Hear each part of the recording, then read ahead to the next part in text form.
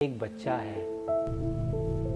वो बच्चा समय के कारण, माँ बाप से दूर रहने के कारण, अंग्रेजों का शासन चल रहा है, दादाजी ने कैसे कैसे, माता पिता पता नहीं कैसे रह रहे हैं, दादाजी फीस भर रहे हैं, वो बच्चा डरा हुआ है लेकिन छोटे भाई के सामने बहादुर बनता है। क्या उस बच्चे का बचपना नहीं है? ये पाठ कर्तव्यों के बारे में कि आपका कर्तव्य क्या है, और व्यक्ति श्रेष्ठ वही है जो हर परिस्थिति में अपने कर्तव्य का पालन करे, अपने धर्म का पालन करे। बड़े भाई साहब शायद ये बात जानते हैं कि मेरे अंदर पढ़ने का टैलेंट नहीं है, शायद मैं पढ़ाई में कभी अच्छा ना कर पाऊं, लेकिन उसके बाद भी वो कर्म करना नहीं छोड़ते, वो अपने कर्तव्य का वहन करना। देखिए, जीवन में कई बार ऐसी परिस्थितियां आती है जब आप ना तैयार ना हो, बट बोझ ऐसा आता है ना कि आपको तैयार होना पड़ता है। Hello students, welcome to restart. मैं हूं शुभम गुप्ता और आज हम साथ मिलकर समझने जा रहे हैं class 10th Hindi course B का ये पहला चैप्टर, बड़े भाई साहब। कोर्स बी की कबीर जी की साखियां ऑलरेडी अपलोडेड है, आप देख चुके हैं। इस वीडियो में क्या है, इस वीडियो में मैंने आपको इंपॉर्टेंट बोर्ड एग्जामिनेशन पर्सपेक्टिव के क्वेश्चंस भी रखे हैं और चैप्टर भी दिया है और टाइम स्टैम्प भी आपके रेफरेंस के लिए दिया गया है। तो चलिए स्टूडेंट स्टार्ट करते हैं। देखिए, इस चैप्टर को समझने से पहले आप ये समझिए कि ये चैप्टर जिन्होंने लिखा है वो अपने आप में बहुत बड़े दिग्गज हैं। जब हम मुंशी प्रेमचंद जी के बारे में बात करते हैं, प्रेमचंद जी के बारे में, तो ऐसे तो इनका जन्म काशी के पास, वाराणसी, दुनिया की सबसे प्राचीन नगरी, इनका जन्म काशी के पास एक लम्ही गांव था, वहां पर हुआ था। अब प्रेमचंद जी इतने विशेष क्यों है, मैं आपको एक ही लाइन में बताऊंगा। क्योंकि देखो, इन्होंने समाज के जन साधारण लोगों के बारे में लिखा, इन्होंने मेरे और आपके जैसे लोगों के बारे में कहानी लिखी, किसी राजा के बारे में, राजा के बेटे के बारे में कहानी नहीं लिखी इन्होंने किसी बहुत पढ़े लिखे बड़े विद्वान लोगों के बारे में कहानी नहीं लिखी। कोई गरीब है, कोई किसान है, कोई अच्छा है, कोई बुरा है, कोई छोटा है, कोई छोटे समाज से है, कोई बड़े समाज से है, कोई छोटे गांव से है, कोई बहुत गरीब है। प्रेमचंद जी ने इन लोगों को अपने कहानी में जगह दी। जगह क्या दी? मुख्य पात्र बनाया। प्रेमचंद जी की कहानी भावनात्मक कहानियां है। ये कहानी जीवन के संघर्ष के बारे में बात करती है। खैर, प्रेमचंद जी ने हिंदी में भी बहुत अच्छा किया और उर्दू में भी बहुत अच्छा किया। The reason why he is such a legend, क्योंकि इन्होंने दोनों भाषाओं में बड़ी बड़ी रचनाएं की और दोनों भाषा के विख्यात लेखक बन गए। इनका असली नाम धनपत राय जी था। हिंदी में इनको प्रेमचंद जी, इनका पेन नेम आप कह सकते हैं, प्रेमचंद जी था, और उर्दू में इनको नवाब राय जी कहा गया। ठीक है, बड़े भाई साहब, ये जो स्टोरी है इसे समझने से पहले इंपॉर्टेंट कॉन्टेक्स्ट अगर दूं तो उसके लिए मैंने यहां पे दो इमेजेस रखी है। ठीक है, मैं पहले इस एक इमेज की तरफ आता हूं। ये इमेज महाभारत की इमेज है। यहां पे राधे कर्ण है, जो क्योंकि उन्हें श्राप मिला था तो उनके रथ का पहिया भूमि में धंस जाता है। वो उतरते हैं और अपने रथ के पहिए को भूमि से निकालने का प्रयास करते हैं। देखिए, राधे कर्ण ये बात जानते थे कि मेरा रथ का पहिया भूमि में धंसेगा, क्योंकि उन्हें श्राप मिला था। उन्हें स्वप्न में आके भगवान परशुराम ने भी, वो सब जानते थे कि पांडव मेरे भाई है। श्री कृष्ण जी से उनकी बात हुई थी, माता कुंती से उनकी बात हुई थी, वो सब जानते हैं। वो ये भी जानते हैं कि आज मेरे जीने का आखिरी दिन है, कि अर्जुन के हाथों मुझे वीर गति प्राप्त होगी। तो इसके बाद भी, सब कुछ जानते हुए भी कि क्या उचित है और क्या होने वाला है, ये सब कुछ जानने के बाद भी उन्होंने जब रथ का पहिया भूमि पे धस गया तो उन्होंने ये नहीं कहा कि ठीक है अर्जुन अब आप मुझे मार दो, नहीं, अर्जुन तुम मुझे अब मार दो, नहीं। उन्होंने अपना कर्म करना नहीं छोड़ा। ये पाठ इसी बारे में, मैं यही आपको समझाना चाहता हूं। बड़े भाई साहब, ये पाठ सिर्फ एक छोटी सी स्टोरी नहीं है, ठीक है, ये पाठ कर्तव्यों के बारे में है कि आपका कर्तव्य क्या है, और व्यक्ति श्रेष्ठ वही है जो हर परिस्थिति में अपने कर्तव्य का पालन करे, अपने धर्म का पालन करे। ये जानते थे कि मैं रथ का पहिया नहीं निकाल पाऊंगा। ये रथ का पहिया किसी गड्ढे ने थोड़ी खींचा है, ये तो उन ब्राह्मण देव के श्राप ने खींचा है। ये रथ का पहिया नहीं निकलेगा। ये पहिया निकले या ना निकले, मैं जानता हूं कि ये पहिया नहीं निकलेगा, तो भी दुर्योधन का सेनापति होने के नाते, अपने सेना का सेनापति होने के नाते मेरा ये कर्तव्य, एक क्षत्रिय होने के नाते मेरा ये कर्तव्य है कि मैं नीचे उतरूंगा और मैं प्रयास करूंगा। ये पाठ आपको ये सिखाने के लिए है कि जीवन में विफलता ही विफलता मिले। आप बड़े भाई साहब के बारे में देखिए। बड़े भाई साहब एक ही कक्षा में बार बार फेल होते हैं, उनका छोटा भाई बार बार टॉप करता है ना। एक ऐसी परिस्थिति आती है जब ऐसा डर लगता है कि अरे छोटा भाई कहीं मेरी ही क्लास में, क्या मेरे से आगे वाली क्लास में ना चले जाए, और ऐसा ना हो कि मैं एक ही क्लास में बार बार फेल होता रहूं। बार बार विपरीतता देखते हुए भी बड़े भाई साहब शायद ये बात जानते हैं कि मेरे अंदर पढ़ने का टैलेंट नहीं है, शायद मैं पढ़ाई में कभी अच्छा ना कर पाऊं, लेकिन उसके बाद भी वो कर्म करना नहीं छोड़ते, वो अपने कर्तव्य का वहन करना नहीं छोड़ते, वो कर्तव्य से पीठ नहीं घुमाते। इन्होंने नहीं घुमाया। मृत्यु आनी है, अरे देखो मृत्यु एक ही बार होनी है, बार बार नहीं होनी है, तो हो जाने दो। मैं हूं, आप हो, आप अभी बहुत छोटे हो, लेकिन हम सब की कॉमन डेस्टिनी तो वही है, मृत्यु तो होनी है, मृत्यु ही परम सत्य है और परमात्मा ही परम सत्य है। अगर आप इस छवि की ओर ध्यान से देखें तो एक व्यक्ति दूसरे का निर्माण कर रहा है ना। आप अगर और ध्यान से देखें तो ये दोनों एक ही धातु से बने हैं, ये बड़ा भाई है, ये छोटा भाई है। बड़े भाई अपने जीवन को त्याग करके अपने जीवन के बारे में बिना सोचे छोटे भाई के चरित्र को बना रहे हैं। ये पाठ इस बारे में है स्टूडेंट्स, ठीक है। चलिए फिर शुरू करते हैं। प्रेमचंद जी, ठीक है, इन्हें प्रणाम करते हैं और अब हम पाठ को शुरू करते हैं। देखो, लेखक को सबको प्रणाम आपको नहीं करना, मत करिए प्रणाम। जब आप पाठ को समझेंगे और जिसने लिखा है उसके बारे में थोड़े संवेदनशील होंगे तो आप पाठ को अच्छे से समझ पाएंगे। नहीं तो सिर्फ स्टोरी समझ लेंगे कि हाँ बड़े भाई साहब एक स्टोरी थी, एक छोटे और एक बड़े भाई की, पर पाठ का मर्म और वैल्यू आप कभी नहीं समझ पाएंगे और ये पाठ आपके लाइफ में कोई कंट्रीब्यूशन नहीं करेगा। और मैं चाहूंगा आप सब इस कंट्रीब्यूशन से कुछ ले। खैर, ये एक इमेज है, आप में से कोई अगर बताना चाहे ये इमेज कहाँ की है तो ये कर्ण और घटोत्कच के युद्ध की इमेज है। देखो क्या भयंकर युद्ध हुआ होगा, घटोत्कच भी पूरा बल लगा के युद्ध कर रहे होंगे, ठीक है। ये अगेन कर्तव्य की थीम को, जो इस चैप्टर का थीम है, उसे हाईलाइट करने के लिए मैं इमेज यहाँ रखी थी। ये इमेज कौन से देश में, आप कमेंट करके बताइए प्लीज, मुझे अच्छा लगेगा, ठीक है। पाठ प्रवेश ये पढ़ना इंपॉर्टेंट है। अभी तुम छोटे हो इसलिए कम, आप इसमें से पढ़ सकते हैं स्लाइड में से। मेरे पास एक टेक्स्ट बुक है स्पर्श की, तो मैं इसमें से पढ़ता हूं, ठीक है। क्या बार बार पीछे देखना पड़ेगा ना। अभी तुम छोटे हो इसलिए इस काम में हाथ मत डालो। यह सुनते ही कई बार बच्चों के मन में आता है काश हम बड़े होते तो कोई हमें यो ना टोकता। लेकिन इस भुलावे में ना रहिएगा, क्योंकि बड़े होने से कुछ भी करने का अधिकार नहीं मिल जाता। घर के बड़े को कई बार तो उन कामों में शामिल होने से भी अपने को रोकना पड़ता है जो उसी उम्र के और लड़के बेधड़क करते रहते हैं। जानते हो क्यों? क्योंकि वे लड़के अपने घर में किसी से बड़े नहीं होते। प्रस्तुत पाठ में भी एक बड़े भाई साहब है, जो है तो छोटे ही, लेकिन घर में उनसे छोटा एक भाई और है। उससे उम्र में केवल कुछ साल बड़ा होने के कारण उनसे बड़ी बड़ी अपेक्षाएं की जाती हैं। बड़ा होने के नाते वह खुद भी यही चाहते हैं और कोशिश करते हैं कि वह जो कुछ भी करे वह छोटे भाई के लिए एक मिसाल का काम करे। इस आदर्श स्थिति को बनाए रखने के फेर में बड़े भाई साहब का बचपना तिरोहित हो जाता है, समर्पित हो जाता है, बलिदान हो जाता है, ऐसा लिख सकते हैं। देखिए, जो बड़े भाई साहब है ये है 14 साल के बच्चे।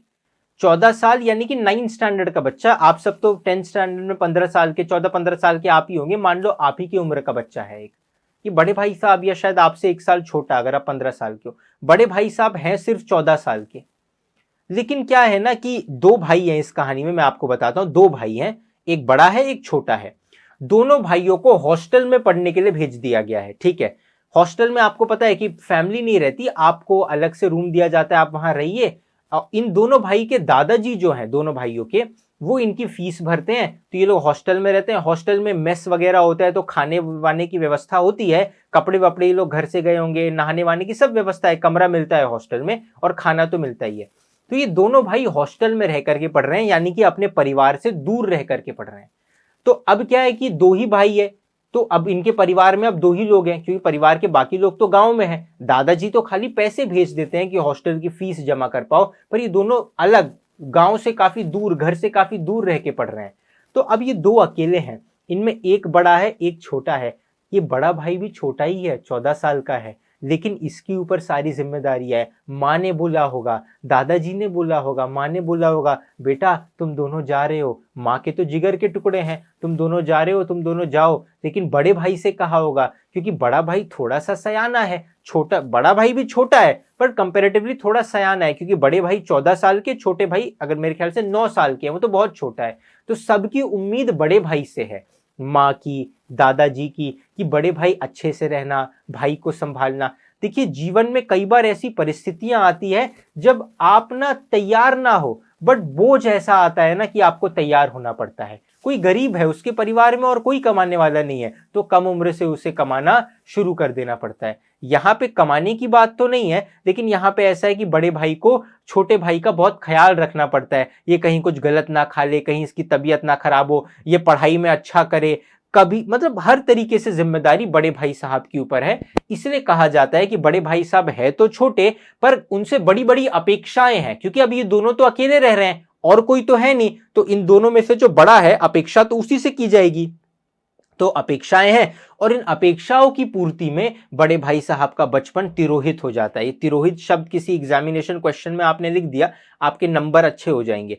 तिरोहित हो जाता है यानी कि इनका बचपन कुर्बान हो जाता है। ठीक है, इस पाठ में लेखक, यहां मैंने एक मैन्यूस्क्रिप्ट लिखी है कि जो डिफिकल्ट चीजें होंगी वो मैं इसके ऊपर लिख दूंगा, और हम इसको लाइन बाय लाइन पढ़ने की हम यहाँ पे कोशिश करेंगे। ठीक है, क्लियर है? मैं यहाँ पे एक पेन ले लेता हूं। इस पाठ में लेखक प्रेमचंद अपने बड़े भाई साहब के बारे में बताते हैं। वह कहते हैं कि उनके परिवार में बड़े भाई साहब हैं तो छोटे, बड़े भाई साहब है तो छोटे, यानी कि बड़े भाई साहब सिर्फ 14 साल के छोटे हैं, मैं आपको लिखवाऊंगा। पर बड़े भाई साहब उम्र में लेखक से 5 साल बड़े हैं। मेरी उम्र 9 साल की है और बड़े भाई साहब 14 साल के हैं। ठीक है, तो मैं यहां लिख देता हूं, जैसे बड़े भाई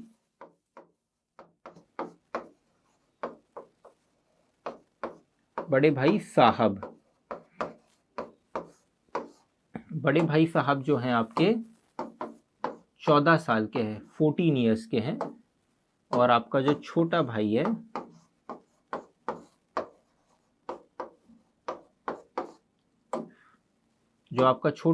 वो 5 साल छोटा, यानी कि वो 9 साल का है। ठीक है, बड़े भाई साहब 14 साल के थे और लेखक उनसे बड़े भाई साहब लेखक से 5 साल बड़े हैं। लेखक की उम्र 9 साल की है और बड़े भाई साहब की उम्र 14 साल की है, लेकिन 3 ही कक्षा आगे पढ़ते हैं। वह 9वीं कक्षा में थे और मैं 5वीं कक्षा में। ठीक है, अब आप 5 से 9 गिनेंगे तो आपको लगेगा 6, 7, 8, 9, 4 होगा, लेकिन 4 आपको नहीं गिनना है, 3 ही यहाँ पकड़ना है। 3 कक्षा आगे थे, ऐसा लिखा गया है। तो बड़े भाई साहब के बारे में आपको याद रखना है कि बड़े भाई साहब है आपके 9th क्लास में, आपसे 1 क्लास छोटी, और लेखक है अभी आपके 5th क्लास में। स्टूडेंट्स ये मैं इसलिए आपको अलग से लिखवा रहा हूं क्योंकि ये डिटेल्स में कई बार कंफ्यूजन होता है, 5 साल बड़ा है कि 4 क्लास आगे है कि 3 क्लास आगे है। बस इसको आप देख लीजिए, आपको पूरी पिक्चर क्लियर हो जाएगी। बड़े भाई साहब 14 साल के हैं, 9वीं कक्षा में पढ़ते हैं। छोटे भाई 9 साल के हैं जो लेखक है, और वो 5वीं कक्षा में पढ़ते हैं, प्राइमरी में 5th क्लास में। ठीक है, बड़े भाई साहब 5 साल बड़े होने के कारण उनसे बड़ी आशाएं हैं, क्योंकि वही है छोटे भाई के साथ, दोनों भाई अकेले रह रहे हैं, उनसे बड़ी आशाएं हैं।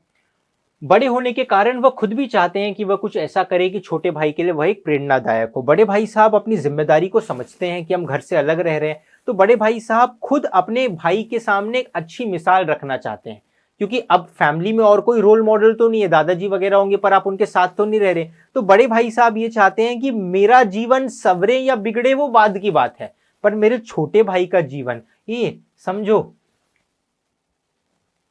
देखो आपके देश पर लोगों ने आक्रमण किए, लेकिन आपने भजन क्या बनाए, वैष्णव जन तैन एक ही जो पीर पराई जाने रे। वैष्णव जन तैन कहिए, उनको वैष्णव कह दो। भगवान के जन वो है जो पीर पराई, जो दूसरे की पीड़ा समझते हो, पर दुखे उपकार करे, मन अभिमान ना, जो कोई दुखी है, वंचित है, उस पर उपकार करे, मन में अभिमान ना करे। आप कोई धर्म गुरु बने नहीं, एक भजन केवल, भगवान के जन वैष्णव जन तो तैन कहिए जो पीर पराई जाने रे। भगवान के जन उनको कह दो जो दूसरे के दुख को समझे, जो दूसरों के परोपकार के लिए कार्य करे। पर हित धर्म सरिस नहीं भाई, पर पीड़ा सम नहीं अधमाई, जो दूसरों के परोपकार के लिए काम करे। बड़े भाई साहब ये नहीं, वो कहते हैं कि मेरे जीवन के साथ जो होगा अच्छा बुरा वो देखा जाएगा, पर मेरे छोटे भाई का जीवन संवर जाए। वो एक आदर्श भाई हैं जिनके बारे में आप यहां पढ़ रहे हैं, इसलिए इसे बड़े भाई साहब कहा गया है, क्योंकि लेखक ने भी, आप आगे पढ़ेंगे, अपने भाई से कभी बदतमीजी नहीं की, उनकी हमेशा रिस्पेक्ट की है। वो खुद भी चाहते हैं कि वो कुछ ऐसा करे कि छोटे भाई के लिए एक प्रेरणादायक हो। वह अपने पढ़ाई को सबसे प्रमुख मानते थे और अपनी पढ़ाई की नींव मजबूत करना चाहते थे। अब यहाँ पे वो आपको ये बता रहे हैं कि बड़े भाई साहब क्या करते थे ना, थोड़े स्लो लर्नर टाइप के हैं। उनको ऐसा कहा गया है कि वो ना एक ही क्लास में एक दो बार फेल हो चुके हैं, और बड़े भाई साहब जो है ना वो दिन भर पढ़ाई करते हैं। अब वो क्यों करते हैं दिन भर पढ़ाई, वो आगे आप चैप्टर में समझेंगे। पर बड़े भाई साहब ना किसी भी काम के लिए नींव मजबूत बनाने में विश्वास रखते हैं कि एक बार नींव मजबूत होगी तो इमारत अच्छे से बन जाएगी, इसलिए वो काफी ज्यादा पढ़ाई करते हैं। ठीक है। लेखक का मन पढ़ाई में कम। बड़े भाई साहब बहुत मेहनती हैं, उनके नंबर चाहे अच्छे आए ना आए, वो पढ़ाई में अच्छे हो ना हो, वो मेहनती हैं। बड़े भाई की चारित्रिक विशेषताएं मैं आपको क्वेश्चंस दिखाऊंगा जो बोर्ड के लिए इंपॉर्टेंट है। छोटा भाई, बड़े भाई मेहनती स्वभाव के हैं, ये 2 पॉइंट बस याद रखिएगा, सिर्फ 2 स्टूडेंट्स प्लीज। हाँ, बड़े भाई साहब मेहनती स्वभाव के हैं, है ना, बलिदान देना जानते हैं, और छोटा भाई चंचल स्वभाव का है, खेल कूद में उसका मन ज्यादा लगता है, आपके जैसा काइंड ऑफ। लेखक का मन पढ़ाई में कम और खेलकूद में समझो ज्यादा रहता है। लेखक का मन खेलकूद में ज्यादा रहता है। साथ ही साथ तो ये भी बताते हैं अगर बड़े भाई साहब उसे 1 घंटा भी पढ़ने कहते तो उसके लिए वह पहाड़ चढ़ने जैसा मुश्किल था। वह अपना मन दबाकर किताब खोलकर बैठ जाता लेखक, लेकिन जैसे ही बड़े भाई साहब का ध्यान उनकी तरफ से हटता तो वह झटपट किताबें बंद कर हॉस्टल से बाहर, वो लोग हॉस्टल में रहते हैं, मैदान में, हॉस्टल के आगे प्लेग्राउंड वगैरह भी होता है खेलने के लिए, मैदान में खेलने को भाग जाते।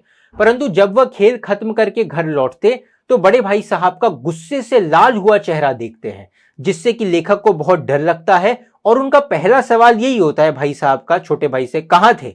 और फिर बड़े भाई साहब लेखक को डांटते हुए कहते हैं तुम बहुत सुस्त हो, तुमसे पढ़ाई नहीं होती है। छोटा भाई जो है वो तो 9 साल का ही है, 9 साल का बच्चा तो छोटा होता है, बड़ा चंचल स्वभाव का होता है ना। याद रखिए, छोटा भाई बड़े भाई को पलट के जवाब नहीं देता, वो बदतमीज नहीं है जैसे कुछ बच्चे होते हैं आजकल। छोटा भाई वो भी संस्कारी है, वो बड़े भाई को जवाब नहीं देता। दिखता है जब बड़े भाई इधर उधर चले गए तो चुपके से किताब कोने में सरका के भाग जाता है। लेकिन अब कितना भी खेल लो, 1 घंटा 2 घंटा 3 घंटा, अरे हॉस्टल में वापस तो आना पड़ेगा, घर यानी हॉस्टल में आना पड़ेगा। तो बड़े भाई साहब एकदम गुस्से से और उसको बहुत डांटते हैं, और छोटा भाई चुपचाप वहां पे सर झुका के रहता है, क्योंकि उसे कहीं ना कहीं पता है कि उसकी गलती क्या है। वो कभी पलट करके, आप पाठ पढ़ेंगे तो छोटा भाई सोचता है कभी कभी कि मैं कह दूंगा बड़े भाई से, अरे मैं तो खेलने ही गया था ना, लेकिन वो पता नहीं क्यों बड़े भाई साहब के आगे कुछ कह नहीं पाता, वो अपनी गलती मान लेता है। ठीक है, आगे देखते हैं। पढ़ाई करने के दिन रात आंख बड़े भाई साहब किस तरीके से डांटते हैं। बड़े भाई साहब की डांट आपको यहां बता रहे हैं। वो कहते हैं छोटे भाई से, अरे छोटू सुनो, पढ़ाई करने के लिए दिन रात आंखें फोड़नी पड़ती है, खून जलाना पड़ता है, तब जाकर कुछ समझ में आता है। बड़े भाई साहब बहुत मेहनती थे। अगर तुम खेल कूद में ही अपनी जिंदगी को गंवाना चाहते हो तो घर वापस लौट जाओ और वहां पर मजे से गिल्ली डंडा खेलते रहना। यहाँ पे कई स्टूडेंट सोचते हैं कि अरे स्पोर्ट्स भी तो इंपॉर्टेंट है। देखिए, ये आजादी से पहले के भारत की बात हो रही है, जब 8वीं पास करना बहुत बड़ा समझा जाता था। 10वीं 12वीं और किसने BA MA किया है तो मतलब कलेक्टर लेवल का नॉलेज होगा उसे। तो उस समय में शिक्षा बहुत महंगी होती थी, क्योंकि अंग्रेजों के स्कूल्स होते थे ज्यादातर, तो वहां पे शिक्षा बहुत महंगी होती थी। तो उस वक्त का ना कल्चर अलग था, तो उस वक्त पढ़ाई करना वाकई बहुत जरूरी था, क्योंकि बहुत कम लोग थे तो ज्यादा पढ़े लिखे होते थे। खैर, तो इसलिए बड़े भाई साहब कहते हैं कि पढ़ लो भाई, खेलना कूदना ही है तो गांव जाओ, वहां जाके गिल्ली डंडा खेलो। हॉस्टल में क्यों, दादाजी फीस भरते हैं, पैसे क्यों बर्बाद कर रहे हो? कम से कम दादा की मेहनत की कमाई तो खराब नहीं होगी। ऐसी लताड़ सुनकर, यानी कि डांट सुनकर, बड़े भाई साहब की डांट सुनकर लेखक यानी कि छोटे भाई की शक्ल, ये शकल लिखा है माफ कीजिएगा, शक्ल रोने सी हो जाती है, और उन्हें लगता है कि पढ़ाई का काम उनके बस का नहीं है। कभी कभी लेखक इतना डिमोटिवेट हो जाते हैं कि वो सोचते हैं कि हाँ, बड़े भाई साहब ठीक ही कह रहे हैं ना यार, मैं तो पढ़ ही नहीं पाता, मेरा मन ऐसा है ना कि मतलब मेरे से खेले बिना रहा ही नहीं जाता। सच में दादाजी कितनी मेहनत कर रहे हैं, कितनी ज्यादा फीस है हॉस्टल की, यहाँ रहना खाना इतना खर्चा, उस समय अंग्रेजों के समय में दादाजी इतना खर्चा, यार इससे अच्छा मैं गाँव चले जाता हूँ, कोई खेती गृहस्थी कर लूंगा। कभी कभी लेखक बहुत डिमोटिवेट हो जाते हैं।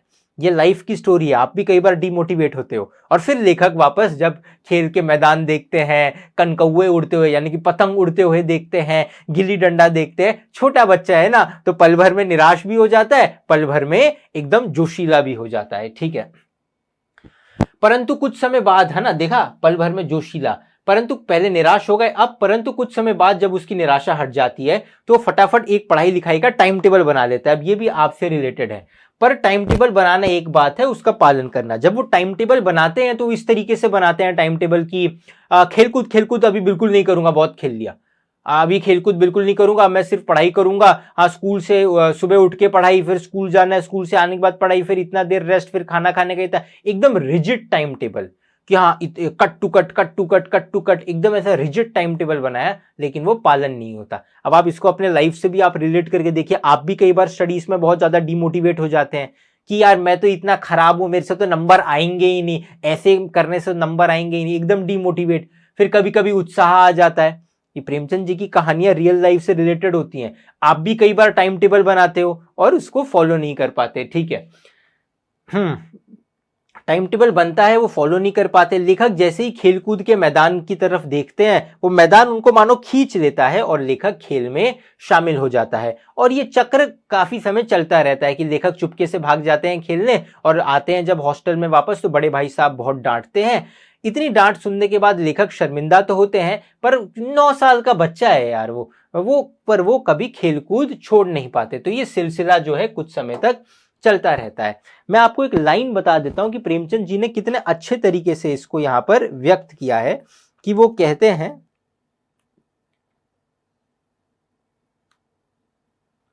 जैसे मौत और विपत्ति के बीच में भी आदमी मोह और माया के बंधन में जकड़ा रहता है। देखिए, हमारा जो जीवन है, ये छोटे भाई के लिए लाइन है, जैसे हमारा जीवन है, हम सबके लाइफ में मृत्यु तो आनी है, मैंने आपको बताया, death is the common destination that we all share. कब होगी, किस माध्यम से होगी, भगवान जाने। पर देखिए, बुरा नहीं मानिएगा, पर सबको जाना है एक दिन, ठीक है। ये जाना है और साथ कुछ नहीं जाएगा, ठीक है। खैर, तो मृत्यु और विपत्ति हम सबकी लाइफ में दुख आता ही है ना। आप सबके लाइफ में स्ट्रगल है, मेरी भी लाइफ में स्ट्रगल था, कोई भी महापुरुष है उनके लाइफ में भी स्ट्रगल रहा है। तब समझिए, विपत्ति जीवन में आती है, दुख और मृत्यु भी आने वाली है। इन दोनों के बीच में व्यक्ति सुख ढूंढता रहता है, सुख मिल जाए।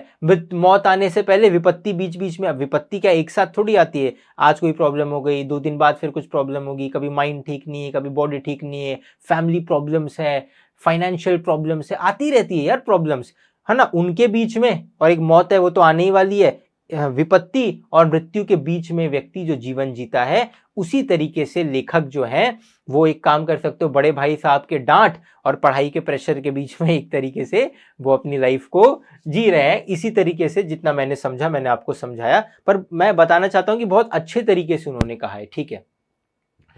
फिर क्या हुआ, ये सिलसिला चला, फिर सालाना परीक्षा हुई, फाइनल एग्जाम हुआ। उसमें बड़े भाई साहब फिर फेल हो गए, यानी कि वो एक बार पहले फेल हो चुके हैं। जैसा हमने कहा कि वो बड़े मेहनती है, किसी भी काम को करने के लिए नींव को मजबूत बनाते हैं कि नींव बनाने में 10 साल लगे चलेगा, उसके बाद ही बिल्डिंग बनाएंगे। तो ये ना एक अच्छे वे में कहा गया है कि बड़े भाई साहब एक ही क्लास में बार बार फेल हुए हैं पहले, एक बार फिर फेल हो गए, यानी कि वो पहले एक बार फेल हो चुके हैं, बड़े भाई साहब दोबारा फेल हो गए जो डांटते हैं। पर छोटा भाई लेखक पास हो गया, पास तो हुआ, फर्स्ट डिवीजन नहीं, क्लास में फर्स्ट आया। कई लोग ये सोचते हैं कि फर्स्ट डिवीजन से पास हुए, नहीं, क्लास में फर्स्ट आए, यानी कि लेखक के जितने नंबर उस पूरी 5th क्लास में किसी को नहीं आए। वो जो छोटा भाई जो भाग जाता था खेलने बार बार, उनके बीच अब सिर्फ 2 कक्षाओं की दूरी रह गई थी। ये आप नहीं है, ये अब है। उनके बीच अब सिर्फ 2 कक्षाओं की दूरी रह गई थी। अगर आपको याद होगा तो लेखक थे 5 साल के, है ना, सॉरी माफ कीजिएगा, लेखक है 9 साल के और वो 5th स्टैंडर्ड में पढ़ रहे हैं। बड़े भाई साहब 14 साल के हैं, 9th स्टैंडर्ड में पढ़ रहे हैं। अब बड़े भाई साहब दोबारा फेल हो गए और लेखक जो है पास हो गया, फर्स्ट आया पूरे क्लास में। तो पहले उनके बीच में 3, ऐसे गिनने में 4 लगता है पर अब 3 कहेंगे, बुक में 3 लिखा है। पहले उनके बीच में 3 क्लास का डिफरेंस था, 6th 7th 8th, है ना, क्योंकि लेखक 5th में है और बड़े भाई साहब 9th में, बीच में 3 क्लासेस थी, 6th 7th 8th। अब ये 6th में आ गए, ये अभी 9th के 9th में ही है, तो अब 2 क्लासेस का अंतर है, 7th और 8th। तो अब इनके बीच में 2 क्लासेस का अंतर रह गया, ठीक है। लेखक के मन में आया कि वह अपने भाई को आड़े हाथों ले, कि उनकी घोर तपस्या कहा गई। अगर आप पाठ पढ़ेंगे, ये तो समरी है, अगर आप पाठ पढ़ेंगे तो उसमें यह कहा गया है कि बड़े भाई साहब बहुत मेहनत करते थे, वो दिन दिन भर पढ़ते रहते थे, रात रात भर पढ़ते रहते थे, वो किताबों के पास ही बैठे रहते थे, बहुत मेहनत करते थे। 1-2 बार लेखक ने यह सोचा कि इतना क्या पढ़ते रहते हैं, तो जब बड़े भाई साहब इधर उधर कहीं होते थे तो लेखक चुपके से छोटा भाई बड़े भाई की किताब कॉपी खोल के देखता था, तो उसमें पढ़ाई का कुछ सामान होता था। पर ना कई बार क्या होता था, जब बड़े भाई साहब ना वो मेहनत करना नहीं छोड़ते थे, मैं हार जाऊं मर जाऊं चलेगा, हार जाऊं चलेगा, पर मैं मेहनत करना, मैं कर्म करना नहीं छोड़ूंगा। यही यही व्यक्ति को महान बनाता है। बड़े भाई साहब, उनके ऊपर ये पाठ लिखा गया, इस पाठ का टाइटल उनके नाम पे दिया गया, ये उनकी महानता को दर्शाता है। बड़े भाई साहब जब बहुत ज्यादा बोर हो जाते थे ना, तो किताब में कहीं कोई डिजाइन बना लिया, है ना, उसको स्क्रिबलिंग कहते हैं, कुछ स्क्रिबल कर लिया, किसी आदमी की शक्ल बना दी, कभी माँ का नाम लिख लिया, श्रीयुत राधे श्याम राधे श्याम राधे श्याम राधे श्याम राधे श्याम राधे श्याम राधे श्याम, सीताराम श्री राम जय राम जय जय राम। अरे आप समझ रहे हैं? तो ऐसा कुछ लिख लिया, ये जो पाठ में लिखी हुई बातें हैं ये।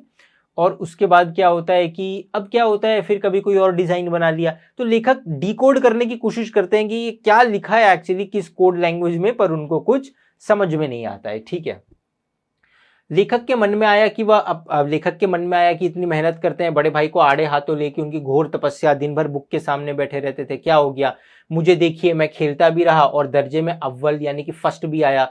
परंतु जब उन्होंने अपने भाई को उदास देखा, बड़े भाई बहुत दुखी हो गए, दोबारा फेल हो गए वो इस वजह से।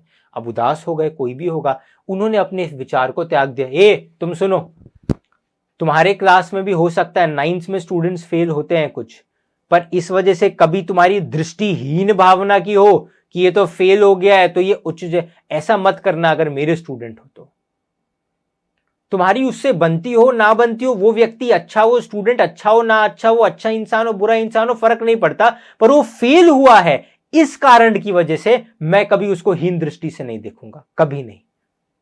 होता है यार, 9th में कुछ स्टूडेंट्स फेल हो जाते हैं, कुछ को 11th में सप्लीमेंट्री केटी लग जाती है, कुछ 11th में फेल हो जाते हैं, पर हीन दृष्टि से नहीं देखना। और ये मैं ये भी बताता हूं, बड़ा मुश्किल होता है, क्योंकि हम सबका माइंड कहीं ना कहीं जजमेंटल है, वो जज करेगा, रोको उसे, लगाम लगाओ, होश में नहीं करना है जज, क्योंकि ये उचित नहीं है, दुख होता है। और जो फेल होते हैं उनके लिए, अगर कोई हुआ होगा कभी, या आप किसी को जानते हो तो उनसे कहना, जीवन में हार मत मानना। जिनको शुरू में विफलता मिलती है वही महान बनते हैं, है ना। ये आसान आसान नंबर और सम सॉल्व करके नहीं, जिसने जीवन को जंग की तरह लड़ा है उससे बड़ा योद्धा कोई नहीं है। बड़े भाई साहब, कर्तव्य कर्म, चाहे आप, मैं ये नहीं कह रहा कि आप अगर फेल हुए आप मेहनत करोगे तो कल को पास हो जाओगे, मैं ये नहीं कह रहा, पर मैं ये कह सकता हूं आप अपना कर्म करते रहिए, चाहे आप फेल हो चाहे पास हो, चाहे नंबर ज्यादा आए चाहे कम आए, चाहे फेल ही क्यों ना हो जाए, अपना कर्म करते रहिए और ये कर्म एक दिन आपके लिए अच्छा होगा। आपका धर्म है कर्म करना, है ना। शोक के योग्य नहीं उनमें कोई। जब गांडीवधारी अर्जुन हाथ जोड़ के श्री कृष्ण से पूछते हैं, वो ये कहते हैं कि मैं धनुष नहीं उठा सकता, मैं गांडीव नहीं उठा सकता, है ना। जिन गुरु द्रोण ने दी धनुर्विद्या, उन पर बाण चलाऊं कैसे, पूजन योग्य जो भीष्म पितामह, उन पर तीर चलाऊं कैसे, उन पर धनुष उठाऊं कैसे, नहीं कर सकता। वो पूजन योग्य भीष्म पितामह, वो गुरु द्रोण, ये है तो मेरे भाई है, अपने भाइयों को विधवा करना ये मैं नहीं कर सकता, मैं भिक्षा मांग कर खा लूंगा, लेकिन मैं अपने अनुजों का, अपने गुरु का, पितामह का वध नहीं कर सकता। तो श्री कृष्ण भगवान परमात्मा श्री कृष्ण उनसे कहते हैं, ए अर्जुन, उन्हें देख, वो महामहिम भीष्म, वो आचार्य द्रोण, वो जो उनकी कौरवों की सेना है, उन्हें ध्यान से देखो, वो तुम्हारे पितामह नहीं, ध्यान से देखो। शोक के योग्य नहीं उनमें कोई, जिनके शोक में तू अकुलाए, पंडितों जैसे बोले वचन और सच्चे ज्ञान से आंख चुराए। देह के दीप में प्राणों की ज्योति, देह के दीप में प्राणों की ज्योति, काल जलाए काल बुझाए, ज्ञानी विचलित होते नहीं, कोई जग में रहे या जग से जाए। उनमें से कोई चाहे जीवित रहे या ना रहे, तुम्हें अपना कर्तव्य कर्म करना है, शोक के योग्य नहीं, शोक नहीं करना है। उठाओ गांडीव, प्रत्यंचा चलाओ, देखो तुम नहीं मार रहे, मैं ही नहीं मार रहा हूं, तुम तो बस निमित्त बने हो, तो अच्छा निमित्त बनो, गांडीव उठाओ, प्रत्यंचा चलाओ और संधान करो बाण का, क्योंकि यही उचित है तुम्हारे लिए। तो इससे आप समझिए, जीवन में चाहे कुछ भी हो, कर्तव्य कर्म नहीं छोड़ना है। ठीक है, बड़े भाई साहब 2 बार एक क्लास में फेल हो, लेकिन वो कर्म करना नहीं छोड़ते। पर जब लेखक ने बड़े भाई को उदास होते हुए देखा कि दोबारा फेल हो गए, तो उन्होंने सोचा कि ये कोई बात नहीं, मैं उनको आड़े हाथों नहीं लूंगा, अरे आप बहुत मेहनत करते थे, मैं खेल के पास हो गया, ये सब ये घटिया विचार त्याग दिया उन्होंने। एक दिन तो छोटे भाई ने हद ही कर दी। अब क्या हुआ कि अब लेखक एक बार फेल हो गए, तो अब क्या होता है ना कि बड़े भाई साहब भी कहीं ना कहीं डीमोटिवेट हो गए। तो पहले जितने गुस्से से डांटते थे ना, जितनी उग्रता से, उनका उग्रपन अब शांत हो गया। अब वो उतना नहीं, ज्यादा नहीं डांटते लेखक को। अब छोटे भाई ने, लेखक ने भी उसका गलत फायदा उठाया। अब वो अरे अब तो बड़े भाई साहब क्या ही बोलेंगे, मैं तो यार बिंदास रहूंगा। लेखक भी मतलब मस्ती करने लगे। एक दिन उसने हद ही कर दी लेखक ने। वो खेलने गए और बहुत ज्यादा देर से लौटे, है ना, पूरा दिन खेल कूद में बिता कर आए।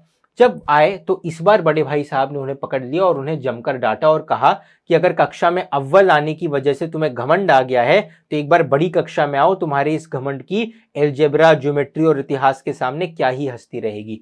कि अभी तुम छोटे क्लास में हो, 5th क्लास में टॉप मारना कोई बड़ी बात नहीं है। ए फॉर एप्पल, अरे वो सब पढ़ लिया, एलजेब्रा पढ़ो, ज्योमेट्री पढ़ो, डेरिवेटिव्स, इंटीग्रेशन, ऑर्गेनिक केमिस्ट्री, अरे समझ लो रिएक्शंस रखना, कीटोन है कि अल्कोहल है, सब ग्रुप कौन सा है, ये सब थोड़ा मैं और आगे का बता रहा हूँ, 9th 10th में इतना नहीं है, बट फिर भी हिस्ट्री आपको, फ्रेंच रेवोल्यूशन है या रशियन रेवोल्यूशन है, नाजिज्म है, फॉरेस्ट सोसाइटी आप पढ़ोगे, ज्योग्राफी में कौन सी हवा कहाँ से चलती है, कौन से मौसम में कौन सा पौधा उगता है, अरे 9th 10th की स्टडीज डिफिकल्ट होती है, एलजेब्रा ये सब होता है। तो वही बड़े भाई कह रहे हैं कि तुम छोटी क्लास में हो इसलिए अभी इतना हीरो मत बनो, इतना मत उड़ो हवा में, आगे की क्लास में आओगे। बुक में उसको थोड़ा डिटेल में लिखा है, मैंने इंक्लूड नहीं किया। जैसे वो कहते हैं कि एक तो ये कहानी अंग्रेजों के समय की है, तो उस वक्त इंडियन हिस्ट्री से ज्यादा ब्रिटिश हिस्ट्री पढ़ाई जाती थी कि कितने तो विलियम है, एक तो इतने कामचोर है, नाम भी दूसरा नहीं रख सकते, William 2, William 3, William 4, William 5, Louis the 14, Louis the 15, Louis the 16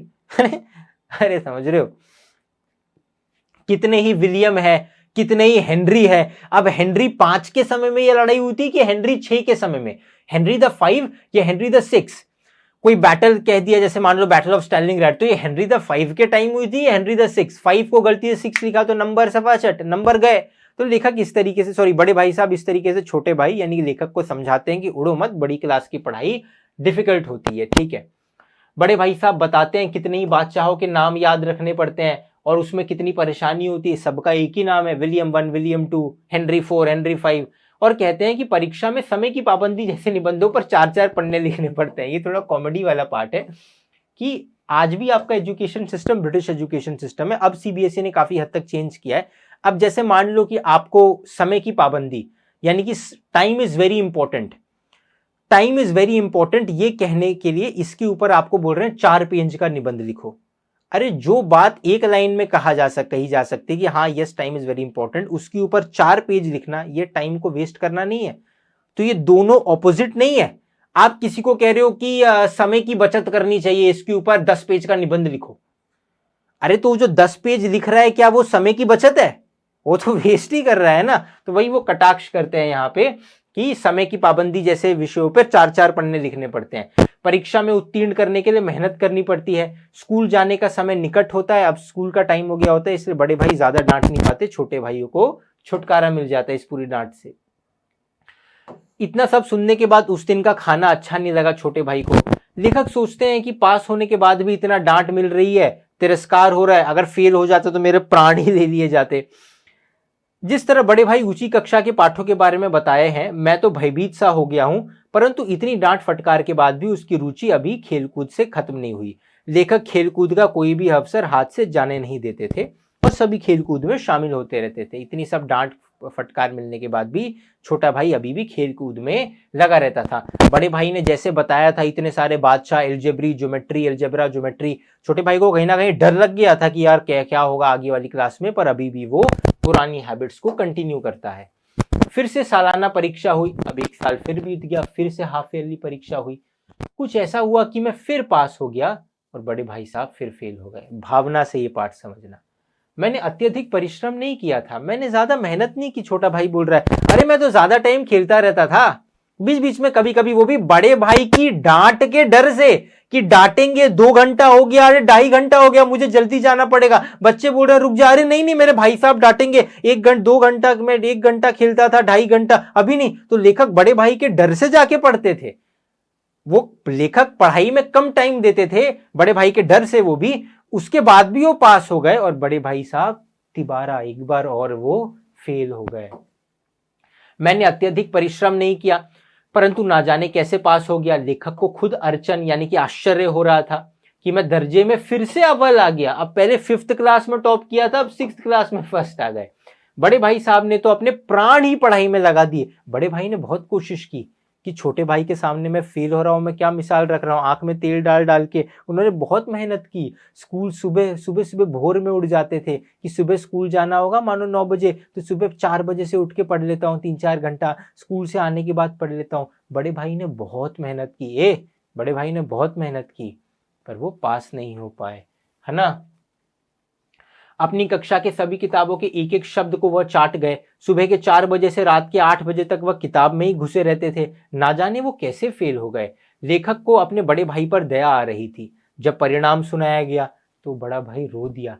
ये वो बड़ा भाई है, पाठ का नाम बड़े भाई साहब है, लेकिन आप एक बार हृदय पे हाथ रख के सोचो, वो 14 साल का एक बच्चा है। वो बच्चा समय के कारण, माँ बाप से दूर रहने के कारण, अंग्रेजों का शासन चल रहा है, दादाजी ने कैसे कैसे, माता पिता पता नहीं कैसे रह रहे हैं, दादाजी फीस भर रहे हैं, वो बच्चा डरा हुआ है, लेकिन छोटे भाई के सामने बहादुर बनता है। क्या उस बच्चे का बचपना नहीं है? बताओ ना मुझे कमेंट करके, क्या उस बच्चे का बचपना नहीं है ना? उस बच्चे का भी बचपना है अपना, लेकिन वो अपने बचपने को जी नहीं पाता। वो बच्चा है, जब वो तिबारा फेल हो गया एक ही क्लास में, तो रोने लगता है कि मैं क्या करूं, मुझे कुछ समझ में नहीं आ रहा, मैंने बहुत मेहनत की, मैंने पढ़ाई। अरे देखो, कोई इसलिए कहा कोई फेल हुआ पर हित धर्म, तुम मेरे स्टूडेंट नहीं हो सकते कि अगर कोई फेल नहीं भी हो रहा, कोई तुमसे नंबर कम ला रहा है एग्जाम में और तुम अभिमान में फूल रहे हो कि मतलब मेरे नंबर तो बहुत अच्छे हैं, मैं तो स्कॉलर हूं, तो नहीं होगा साहब। ये अनुचित है, ये माफ करना, मेरे स्टूडेंट फिर तुम नहीं हो सकते। तो आप इस बात को समझिए कि उसने बहुत मेहनत की, पर शायद वो उतने स्मार्ट ना हो, मुझे नहीं पता, वो नहीं पास हो पाए। उन्होंने बोला मैंने बहुत कोशिश की, मुझे जितना आता था मैं फिर भी फेल हो गया। लेकिन बड़े भाई ने इतनी ज्यादा प्रतिकूल परिस्थितियां आई, इतनी ज्यादा लाइफ में परेशानी आई, पर कर्तव्य करना नहीं छोड़ा। यही इस पाठ से आपको सीखना है। लेखक को अपने बड़े भाई पे दया आ गई कि बड़े भाई साहब रोने लगे। जब परिणाम सुनाया गया तो समझो मेरे बड़े भाई साहब टूट गए और रोने पड़े। उनके साथ मैं भी रो पड़ा और अब मुझे उनके लिए बहुत दुख हो रहा था। मेरे अव्वल आने की खुशी, क्लास 6 में टॉप करने की खुशी आधी सी हो गई। बड़े भाई अब नरम पड़ गए, अब वो ज्यादा उन्होंने डांटना ही छोड़ दिया, वो खुद ही दुखी रहते थे, है ना। लेखक के मन में भी अब यह आ गया कि अब बड़े भाई साहब डांटते नहीं है तो कोई डांटने वाला नहीं है, तो जहां पहले वो अरे बड़े भाई डांटेंगे खेल 2 घंटे में छोड़ के आ जाते थे, अब 3-3 घंटा 4-4 घंटा दिन भर लेखक छोटा भाई बाहर खेलने लगा, है ना। अब लेखक को ये लगा अरे मैं चाहे पढ़ूं मैं चाहे ना पढ़ूं, मैं तो मतलब बाय बर्थ इतना स्मार्ट हूं कि मैं तो फर्स्ट तो आ ही जाऊंगा, फर्स्ट नहीं तो अच्छे नंबरों से पास तो हो ही जाऊंगा। लेखक के मन में अब यह धारणा सी बन गई कि वह चाहे पढ़े या ना पढ़े वह पास हो ही जाएगा। एक शाम को लेखक हॉस्टल के बाहर एक पतंग के पीछे भाग रहे थे। पतंग को पाठ में कनकौआ कहा गया है, ठीक है। तभी उसकी मुठभेड़ बड़े भाई साहब से हो गई जो बाजार से लौट रहे थे। लेखक को वैसे पतंग के पीछे भागते हुए देखकर बड़े भाई साहब ने उसका हाथ पकड़ लिया और गुस्से से कहा तुम 8वीं कक्षा में आ गए हो और 8वीं में आने के बाद भी तुम यह सब कर रहे हो। एक जमाने में 8वीं कक्षा पास करके लोग तहसीलदार हो जाते थे, पहले होता था, अगर आप 8 पास कर ली तो आप तहसीलदार हो जाओगे। कई लीडर और कई पत्रकार बन जाते थे और तुम इस पद को महत्व नहीं देते। बड़े भाई साहब लेखक को तजुर्बे का महत्व समझाते हैं। बड़े भाई साहब उदाहरण भी देते हैं, अहंकार मत करो, है ना, मत कर माया को अभिमान, काया को अहंकार मत करो, ये नहीं रहेगा किसी का। वो रावण का उदाहरण देते हैं, रावण हिरण्याकश्यप से, है ना, रावण और हिरण्याकश्यप से वरदानी नहीं रहे, चले गए। रावण ने हिरण्याकश्यप, अरे देवता जिससे कांपते थे, भगवान ने मतलब मार डाला, चीर के फाड़ डाला। रावण, है ना, चलत दशानंद डोले, अरे जब दशानंद चलते थे तो धरती डोलती थी। जिन्होंने कैलाश पर्वत को उठाया था भगवान की कृपा से ही उठाया था, पर वो दशानंद जो है, 10 दिशाएं जिनकी बात सुनती थी, उनका घमंड भी रघुनाथ जी ने तोड़ दिया।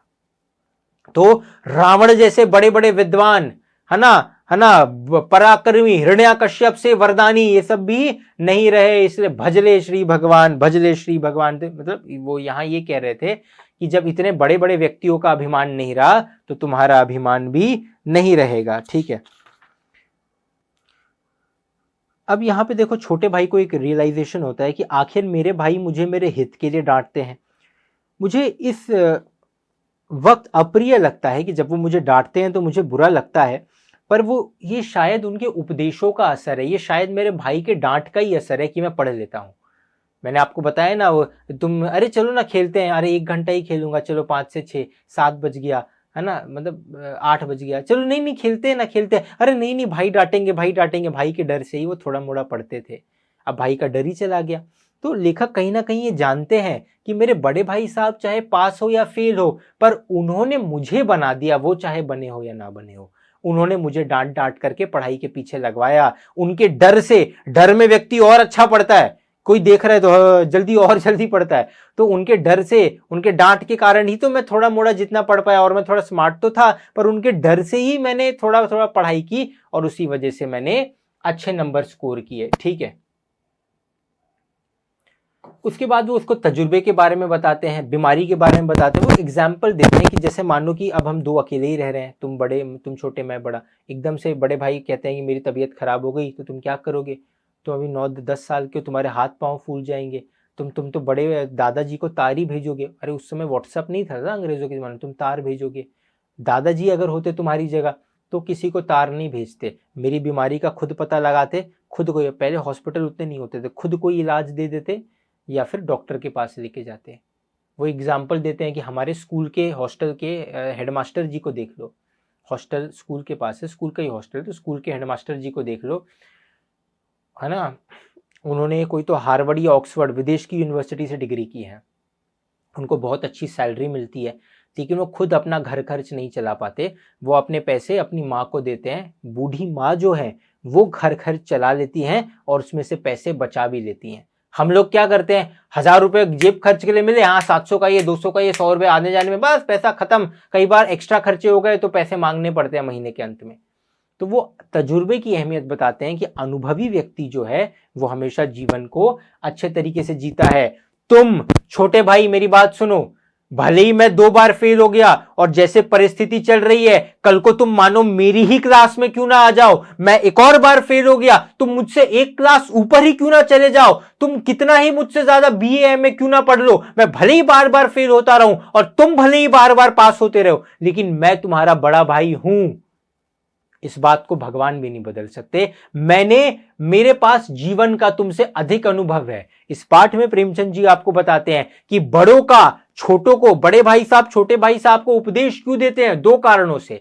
पहला कि बड़े भाई साहब का अधिकार है उपदेश देना, क्योंकि वो बड़े हैं।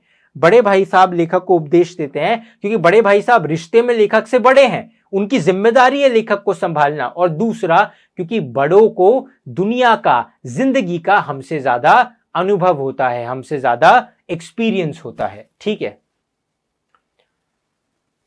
ठीक है। छोटा भाई नतमस्तक हो जाता है ये सब सुन करके, उसे अपनी गलती का एहसास होता है और छोटा भाई ये भी मानता है कि मैं जो 2 बार फर्स्ट आया ये कहीं ना कहीं बड़े भाई साहब की डांट का ही असर था।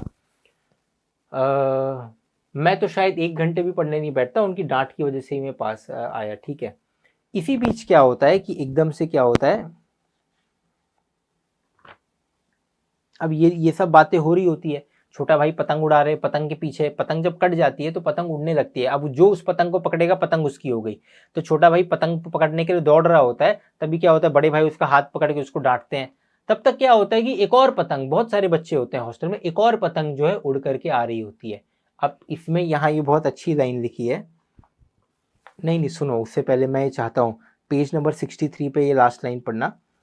बड़े भाई ने डांटा, लेखक नतमस्तक हो गया, लेखक ने, छोटे भाई ने मान लिया, भाई साहब सही कह रहे हैं, मैं कितना ही टॉपर क्यों ना हूँ, उनको बड़े भाई को मेरे से जीवन में अच्छा अनुभव है, मुझे हमेशा उनके कहने में रहना चाहिए, उनकी डांट की वजह से ही मैं थोड़ा बहुत पढ़ पाया, जिस वजह से मेरे नंबर अच्छा है। जब छोटा भाई नतमस्तक होता है, हाँ भैया आप सही कह रहे हैं, तो बड़ा भाई भी उसे गले से लगा लेता है और कहता है मैं कनकौए उड़ाने को मना नहीं करता, ये छोटे भाई। बड़े भाई कहते हैं छोटे भाई मैं मना नहीं करता, कनकौए पतंग मत उड़ाओ, मैं मना नहीं करता, मैं बस कह रहा हूँ यार थोड़ा पढ़ाई भी कर लो, पतंग भी उड़ाओ, खेलकूद भी होनी चाहिए, पढ़ाई भी होना चाहिए, मेरा जी भी ललचाता है। वो 14-15 साल का लड़का बोल रहा है, ये मैं, वो छोटा ही है, बड़े भाई छोटे ही है, मेरा भी बहुत मन करता है पतंग उड़ाने का, लेकिन करूं क्या, खुद बेराह चलूं तो तुम्हारी रक्षा कैसे करूं, यह कर्तव्य भी तो मेरे सिर है।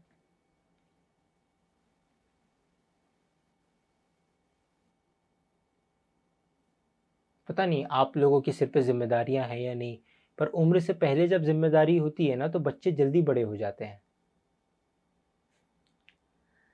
तो बड़े भाई साहब कर्तव्य का पालन कर रहे हैं। उसी वक्त क्या होता है, उनके ऊपर से एक कनकौआ पतंग जो है लहराती हुई जाती है। उस समय बड़े भाई अपने बचपन के चंचलपन को रोक नहीं पाए। उस समय बड़े भाई साहब अपने अंदर के बच्चे को रोक नहीं पाए। वो अंदर का बच्चा जाग जाता है और बड़े भाई साहब क्योंकि लंबे हैं, थोड़ा लेखक छोटा है, उससे बड़े हैं ना, तो वो एकदम से लपक लेते हैं पतंग को और पतंग की डोरी को पकड़ लेते हैं। पतंग ज्यादा हाइट पे नहीं उड़ रही होती, उसकी डोरी को पकड़ लेते हैं और दौड़ते हुए हंसते हंसते हंसते हंसते हॉस्टल की तरफ भागे भागे जाते हैं। यहीं पे ये जो आपका चैप्टर है ये खत्म हो जाता है। काफी एक कमाल का चैप्टर, काफ़ी अद्भुत चैप्टर बड़े भाई साहब। अब इससे मैं वीडियो का कोई कंक्लूजन नहीं दूंगा। मैं उम्मीद करता हूँ कि इस कहानी को आप अच्छे से समझ पाए हो। कुछ इंपॉर्टेंट क्वेश्चंस मैं आपको फटाफट दिखा देता हूँ। बड़े भाई की स्वभावगत विशेषताएं बताइए, उनका स्वभाव कैसा था। बड़े भाई साहब परिश्रमी थे, दिन रात पढ़ाई करते थे, बार बार फेल होने के बावजूद पढ़ाई में लीन रहते थे, यानी कि विपरीतता में भी अपना कर्तव्य करना कभी नहीं छोड़ते थे। बड़े भाई उपदेश की कला में भी माहिर थे। अलग अलग एग्जाम्पल से, रावण का, हिरण्याकश्यप का, दादाजी का, अगर मैं बीमार पड़ गया तो हेडमास्टर जी का, क्योंकि माँ उनके घर का खर्चा चलाती है, वो क्योंकि वो चलाएंगे तो पैसे सेव भी नहीं कर पाएंगे, माँ घर का खर्चा चला भी लेती है और पैसे बचा भी लेते हैं। तो अलग अलग एग्जाम्पल्स देते हैं। तो भाषण की कला में या उपदेश की कला में वो निपुण है। भाषण गलत होगा, उपदेश की कला में निपुण है। कर्तव्य कर्म नहीं छोड़ते, परिश्रमी है, अनुशासन प्रिय है, सिद्धांत प्रिय है, आत्मनियंत्रण उनका काफी अच्छा है, बहुत मन करता है। वो तो लास्ट में उनके अंदर के बच्चे ने जिद कर दी तो वो चले गए खेलने, पर वो छोटे भाई के सामने अच्छी मिसाल पेश करने के लिए अपने बचपन को कुर्बान करने के लिए तैयार है, अपने बचपन का बलिदान करने के लिए तैयार है। बड़े भाई साहब छोटे भाई से 5 साल बड़े हैं, इसलिए अनुभवी उनसे ज्यादा है। भाई साहब ने जिंदगी के अनुभव और किताबी ज्ञान में किसे और क्यों महत्वपूर्ण बताया। उन्होंने जिंदगी के अनुभव को महत्वपूर्ण बताया है कि जैसे देखो, दादाजी ज्यादा पढ़े लिखे नहीं है, हमारी माँ ज्यादा पढ़ी लिखी नहीं है, लेकिन अगर मैं बीमार पड़ गया तो तुम बताओ छोटू, तुम मुझे कैसे संभालोगे, लेकिन माँ संभाल लेंगी क्योंकि माँ को अनुभव है ना। किताबी ज्ञान तो हमारे स्कूल के हेडमास्टर जी के पास बहुत है, वो तो इंटरनेशनल यूनिवर्सिटी से डिग्री करके आए हैं, लेकिन उनकी माँ जो ज़्यादा पढ़ी लिखी नहीं है वो उनके घर का खर्च चलाती है, उनके पास अनुभव ज़्यादा है और वो पैसे बचा भी लेती है। जब हेडमास्टर जी खुद अपने घर का खर्च चलाते हैं तो पैसे कम पड़ते हैं। हजारों रुपए उस वक्त कमाते थे, उस वक्त 1000 रुपए बहुत होते थे, तो पैसे कम पड़ते थे। और जब माँ चलाती हैं तो घर खर्च अच्छे से चल भी जाते हैं, ऊपर से कुछ पैसे बच भी जाते हैं एज सेविंग। तो वो अनुभव को ज्यादा बड़ी बात बताते हैं, जिंदगी के अनुभव को, किताबी ज्ञान से नहीं। पोथी पोथी पढ़े जगमुआ, पंडित भया न कोई, एक अशिर पीव का, पढ़े सो पंडित होए। बताइए पाठ के किन अंशों से पता चलता है कि छोटे भाई साहब, ऐसा क्वेश्चन आपसे नहीं पूछेंगे वो, ठीक है, आप ये वाला क्वेश्चन देख लो। हाँ, कथानायक की रुचि किन कार्यों में थी। कथानायक यानी कि छोटे भाई की बात हो रही है, उनकी रुचि खेल कूद में थी, हवा के हल्के हल्के झोंके, फुटबॉल की उछल कूद, वॉलीबॉल की फुर्ती, ये सब उन्हें आकर्षित करती थी। कनकौए उड़ाने में, पतंगबाजी में भी उनकी बहुत ज्यादा रुचि थी। दूसरी बार पास होने पर छोटे भाई के व्यवहार में क्या परिवर्तन आया। दूसरी बार पास होने पर वो स्वच्छंद और घमंडी हो गया। उसे ये लगा छोटे भाई को कि अब वो चाहे पढ़े या ना पढ़े वो पास ही हो जाएगा, और बड़े भाई की सहनशीलता का, उनकी मायूसता का वो अनुचित लाभ उठाने लगा। ये लास्ट क्वेश्चन है, बड़े भाई साहब छोटे भाई से उम्र में कितने बड़े थे। लास्ट में इसको रिवाइज कर लो, और कौन सी कक्षा में पढ़ते थे। अब वो कितनी बार फेल हुए, अच्छा छोटा भाई 2 बार पास हुआ तो 5th में था तो 7th में आ गया होगा, इतना आपको नहीं याद रखना। आपको बस स्टार्टिंग में जो बुक में मेंशन किया गया है वही आपको याद रखना है। बड़े भाई लेखक से उम्र में 5 साल बड़े थे। देखो ठीक है, क्या है तुम ऐसे याद रखो, बड़े भाई 14 साल के हैं, 9th स्टैंडर्ड में है। स्टोरी के स्टार्टिंग में जैसा दिया, बस वो स्टार्टिंग वाला याद रखना है। बड़े भाई 14 साल के, 9th स्टैंडर्ड में है, ठीक है। बड़े भाई 14 साल के हैं, 9th स्टैंडर्ड में है। छोटा भाई 9 साल का है, 5th स्टैंडर्ड में है, ठीक है। सही बोल रहा हूँ ना मैं, गलत तो नहीं बोल रहा। तो मैं भी क्रॉस चेक कर लेता हूँ यार।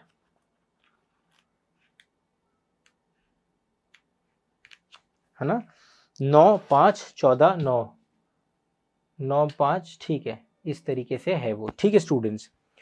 तो स्टूडेंट्स ये था बड़े भाई साहब। मुझे माफ कीजिएगा अगर वीडियो की ड्यूरेशन थोड़ी लंबी हो गई होगी, मैं चाहता था छोटी वीडियो बनाऊं, बट एनीवेज मैं उम्मीद करता हूं कि आप ज्ञान के साथ गुण भी सीख करके गए होंगे। आपके समय के लिए बहुत बहुत शुक्रिया।